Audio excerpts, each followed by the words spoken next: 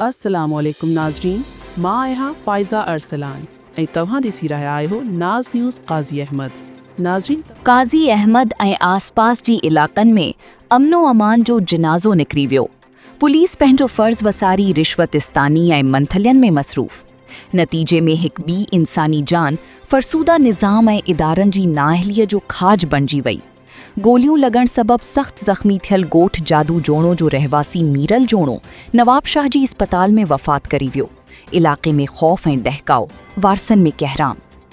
जॾहिं रियासती इदारा पंहिंजो असल कमु छॾी ॿियनि कमनि में लॻी वञनि, जॾहिं अवाम जे तहफ़ुज़ लाइ मुक़रर थियल पुलिस अहलकार रोडनि ते नाका लॻाई ईंदड़ वेंदड़ गाॾियुनि खां फुरलट ऐं रिश्वत वठण खे पंहिंजो शेवा बणाए छॾीनि, ऐं जॾहिं वॾनि मंशियात फ़रोशनि ऐं डीलरनि खां माहवार मंथलियूं तइ थियल हुजनि, त पोइ इंसाफ़ जो निज़ाम मफ़लूज थी वेंदो आहे ऐं हुकूमत नाअहलनि जे हथनि में हुजण करे चोरियूं, फुरियूं, मंशियात फ़रोशी ऐं क़त्ल गारत रोज़ जो मामूल बणिजी वेंदी आहे।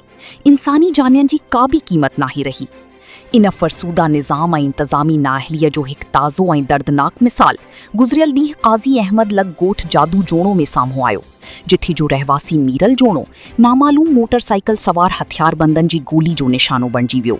मीरल जोणी खे सख़्त ज़ख़्मी हालत में पहिरियां क़ाज़ी अहमद इस्पताल आंदो वियो, पर हिते सहूलतनि जी खोट ऐं हालत नाज़ुक हुअण सबबि खेसि नवाबशाह रेफर कयो वियो, जिथे मीरल ज़ख़्मनि जा सूर न सहंदे नवाबशाह जी इस्पताल में दम धणी हवाले करे छॾियो। मक़तूल जे वारसनि जो चवणु आहे त मीरल खे फायरिंग कंदड़ मोटरसाइकिल सवार हथियारबंदनि खे हू सुञाणे न सघिया, जेकी गोली हणी बाआसानी फ़रार थियण में कामयाब थी वियो। पोस्टमार्टम बाद जॾहिं मीरल जोणो जो लाश ॻोठ पहुतो त घर में कोहराम मची वियो ऐं पूरे इलाक़े में ख़ौफ़ ऐं डहकाउ वारी सूरत हाल हुई। मक़तूल जी जनाज़ी नमाज़ गुज़िरियल ॾींहुं ॻोठ जादू जोणो में अदा करे खेसि मटी हवाले कयो वियो आहे। पर सवाल इहो थो पैदा थिए त आख़िर केसी ताणी मीरल जहिड़ा बेगुनाह ऐं समाजहिड़ा इन्हनि नाअहल अनापरस्त इदारनि, नाअहल करप्ट हुक्मराननि ऐं मुल्की फ़रसूदा निज़ाम जो खाज बणिजंदा रहंदा। आख़िर पुलिस पंहिंजे मंथलियनि ऐं नाकनि तां ध्यानु हटाई अवामी तहफ़ुज़ लाइ कॾहिं अमली क़दम खणंदी? क़ाज़ी अहमद जो अवाम हाणे जवाबु घुरे थो।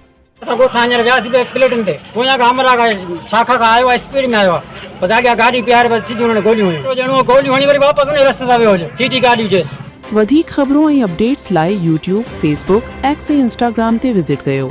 असांजो वेब चैनल नाज़ न्यूज़ क़ाज़ी अहमद। ईंदड़ अपडेट ताईं फ़ाइज़ा अरसलान खे ॾींदा इजाज़त।